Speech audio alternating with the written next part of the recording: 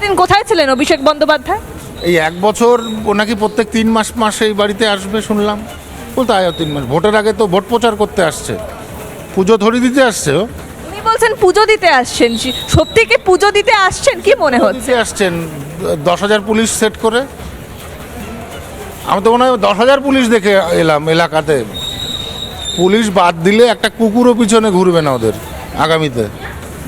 এবং আপনাদের যারা শরণার্থীরা রয়েছে তাদের গাইঘাটা থেকে আটকে দেওয়া হয়েছে, কি ব্যবস্থা নেবেন আপনারা? ভাবে আটকে দেওয়ার হচ্ছে, এটাই তো সমস্যা।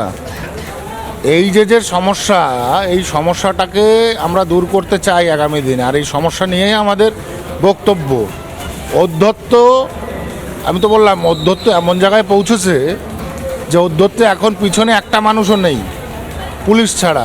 পুলিশ চলে যাবে, কুকুরও ঘুরবে না পিছনে আর আগামীতে। আপনি হয়তো দেখেছেন ঠিক এই মন্দিরের সামনে, নাট মন্দিরের সামনে অভিষেক বন্দ্যোপাধ্যায় এসে বক্তৃতা দেওয়ার জন্য ব্যবস্থা করছেন তার লোকজন। কি বক্তব্য দেবে আমি জানি না, বক্তব্য সব বুঝি না। এখানে এসে নেগেটিভ কিছু কথা বললেই হবে ওকে। রাজনৈতিক বক্তৃতা যদি দেয়? এত বললাম তো, আমরা